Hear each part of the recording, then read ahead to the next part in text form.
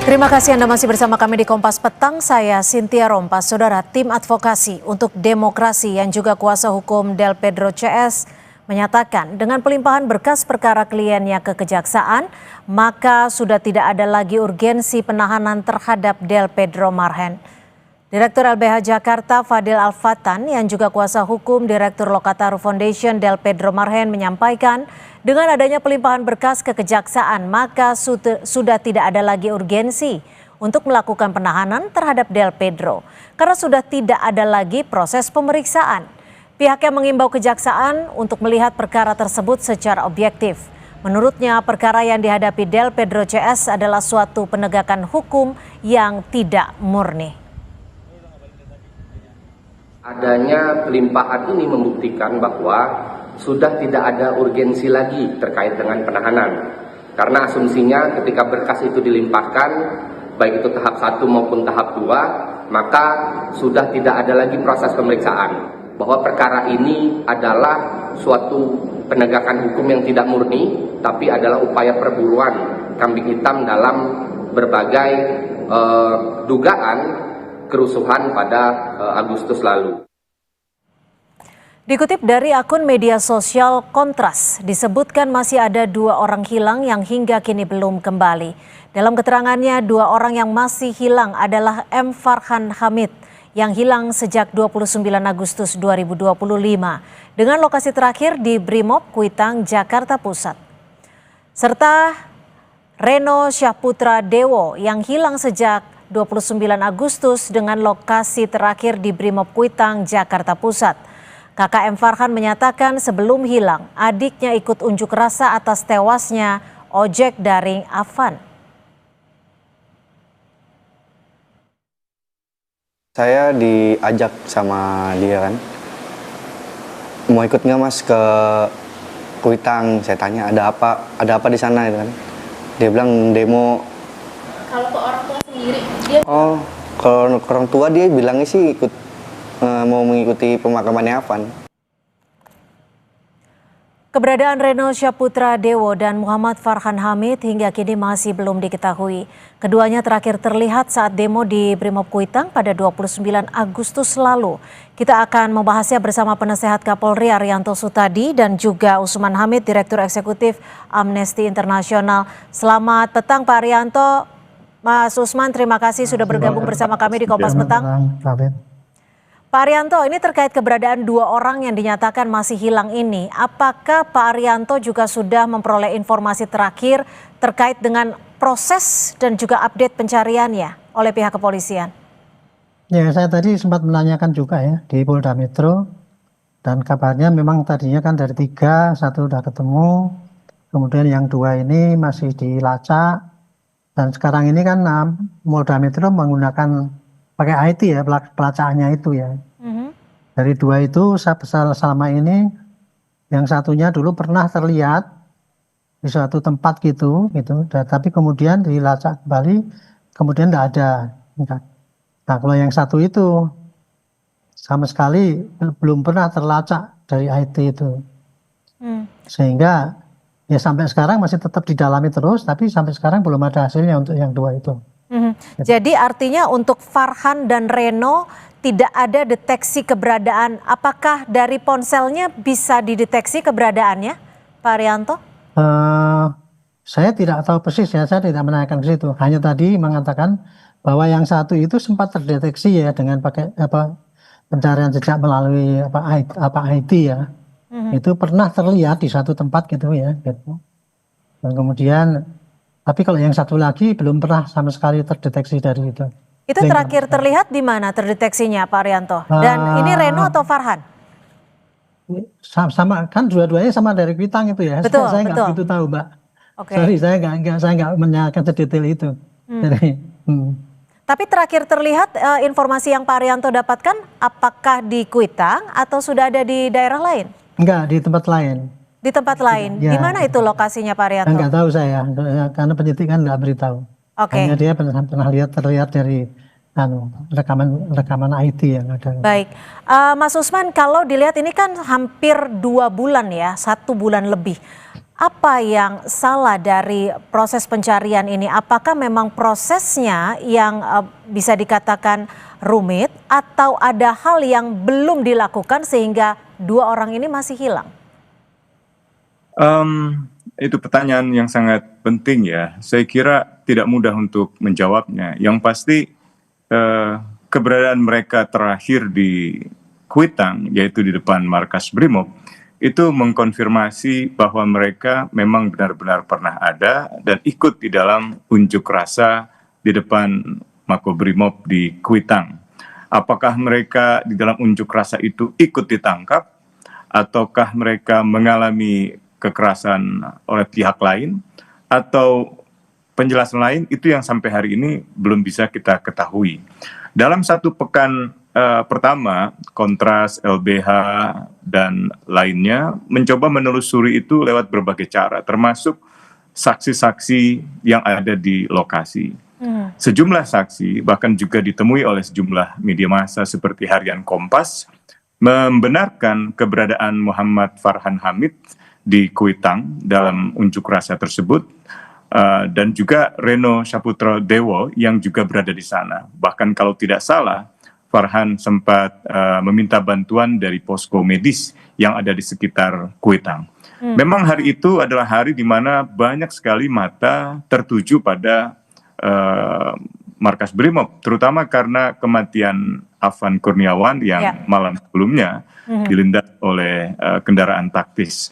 Nah, dalam sepekan terakhir, Amnesty, Kontras, LBH, Imparsial, PBHI, dan lain-lainnya sempat mencoba menelusuri kembali dengan meminta keterangan atau bertemu dengan jajaran Polda Metro Jaya. Bahkan dalam beberapa hari lalu kami sempat bertemu dengan Kapolda, Wakapolda, dan juga direktur-direktur di Polda Metro Jaya, baik itu yang berurusan dengan kriminal umum, berurusan dengan cyber, maupun juga berhubungan dengan bidang lainnya. Yang saya kira kalau tidak salah dalam pertemuan itu Pak Kapolda sempat menyampaikan bahwa salah satu dari dua orang yang masih hilang mulai bisa terlacak keberadaannya. Nah, saya sempat mengajukan pertanyaan, apakah keberadaannya itu terlacak karena nomor teleponnya, katakanlah ponselnya yang bisa dideteksi, atau karena memang telah terlacak keberadaan manusianya, orangnya gitu. Nah, Kapolda mengatakan yang kedua, dan apakah hidup, saya bilang itu hidup ya, gitu. Nah, ini yang sebenarnya kami masih nanti, tapi barangkali informasi itu juga masih terlalu dini untuk bisa Itu tanggal berapa, Mas Usman? Kalau tidak salah hari Rabu atau Selasa lalu kami berjumpa dengan Pak Kapolda, Pak Asep, dan juga Pak Wakapolda, Pak Dekananto, serta sejumlah direktur di Polda Metro Jaya. Pertemuan itu cukup besar, banyak sekali organisasi masyarakat sipil, termasuk itu termasuk Farhan dan Reno ya dalam kondisi hidup artinya ya, Mas Usman, dari informasi yang Anda peroleh? Salah satunya, kalau tidak salah yang disebutkan itu. Oke, baik. Saya kembali ke Pak Arianto. Pak Arianto biasanya bagaimana, Mas Usman? Ya, informasi itu masih kita tunggu dari Polda. Tentu masih perlu pembuktian. Ya, saya masih meragukan kebenaran informasi itu sampai benar-benar saya bisa melihat Farhannya maupun juga Renonya. Ya, kita semua masih berharap bahwa mereka betul-betul masih ada, masih hidup gitu, dan bisa dikembalikan kepada keluarganya gitu. Ya, Pak Arianto, biasanya untuk pencarian orang hilang, metode apa yang digunakan pihak kepolisian? Apakah ada backup plan ketika metode pertama tidak kunjung ditemukan? Dan biasanya durasinya ditunggu sampai berapa waktu? Itu kita kalau mencari seseorang yang tergantung daripada orang yang kita cari itu. Data-datanya apa yang ada pada dia. Kalau dia itu menggunakan handphone, berarti kita bisa lacak dari handphonenya. Tetapi kalau tidak ada, ya kita pakai identifikasi wajah. Seperti kalau orang yang dulu orang yang menculik itu kan, begitu ada ketahuan wajahnya itu, kemudian bisa dicari-cari itu, akhirnya bisa ketemu dan kita bisa temukan itu. Setahu saya ya dari dua teknologi IT itu yang bisa untuk melacak cuma itu aja dari handphone sama identifikasi wajah gitu. Atau kalau yang ketiganya ya itu para saksi-saksi di lapangan. Tapi untuk yang kondisi yang kacau seperti kayak gini ini kelihatannya saksi di lapangan akan sulit kita untuk mencari linknya yang satu dengan yang lain. Paling karena hanya melihat gitu ya, tapi kemudian kan besok sudah nggak ada anunya lagi. Tapi kalau handphone kan bisa dilacak keberadaannya, lokasinya gitu. Kalau Tahu saya untuk cuma gitu. Pak Rianto, kalau untuk sebelumnya ada orang hilang juga yang akhirnya ditemukan, itu menggunakan metode pencarian seperti apa? Dan apakah metode itu sudah digunakan untuk pencarian Reno dan Farhan? Kalau orang hilang ya dalam kondisi biasa, tidak dalam kondisi kericuan itu Bu ya, itu kita mencarinya bisa dilacak dari sejarah dia menghilangnya itu. Oke, Apakah kalau itu dalam sebelumnya diambil kondisi orang, gitu. saat unjuk rasa seperti yang sebelumnya Ya, kalau sempat seperti kemarin itu ya paling cuman data rekaman di tempat ya, kemudian kesaksian orang yang melihat saudara-saudara dan sebagainya, dia melihatnya di mana gitu. Tapi enggak seperti kalau kita orang yang diculik itu ya, kita kan mencari siapa yang sering ke situ datang atau kenal apa-apa, ada urusan apa dan sebagainya, kita kan bisa memprediksi kira-kira itu dibawa kemana gitu. Kalau seperti ini kan di dalam kerusuhan kan itu kan terjadi, sehingga asumsinya pasti kan dia celaka atau dalam tanda petik terbunuh atau gimana, kurang lebih kayak gitu ya anunya gitu. Sehingga kesaksian untuk pendeteksian itu sangat tergantung kepada saksi yang melihat saat itu dan kemudian rekaman daripada CCTV yang ada kalau bisa gitu. Dan kemudian kalau dia pakai handphone ya paling kemana dia keberadaannya bisa dilihat daripada handphone itu. Oke, Mas Usman. Baik, Mas Usman, kalau melihat situasi seperti ini, hilang saat melakukan aksi unjuk rasa di akhir Agustus lalu, siapa yang bisa dimintakan pertanggungjawabannya ketika kedua orang ini lokasi terakhirnya terlihat di Makobrimob? Ya, tentu tanggung jawab pada negara, pemerintah gitu ya. Dan secara khusus merupakan tanggung jawab dari kepolisian selaku pelindung masyarakat gitu. Nah, sekarang kita berharap bahwa proses penyelidikan di kepolisian juga bisa dijelaskan kepada publik secara transparan. Bahkan kita berharap juga dalam waktu yang tidak terlalu lama, setidaknya pekan ini, paling tidak adalah perkembangan yang disampaikan oleh pihak kepolisian gitu. Karena dalam satu pekan pertama ketika mereka hilang, saya cukup skeptis karena telepon seluler mereka berdua itu mati persis di lokasi kejadian gitu. Artinya tidak ada lagi jejak yang bisa kita ketahui gitu. Meskipun belakangan kasus Bima yang ditemukan di Malang kalau tidak salah, itu memunculkan harapan ya bahwa bisa saja handphonenya tertinggal, terjatuh gitu. Kan di antara sekian banyak orang yang terlibat di dalam aksi demonstrasi, ada yang damai, ada juga yang menggunakan kekerasan, tentu situasinya tidak terkendali. Bisa saja telepon seluler itu terjatuh, bisa juga telepon seluler itu hilang.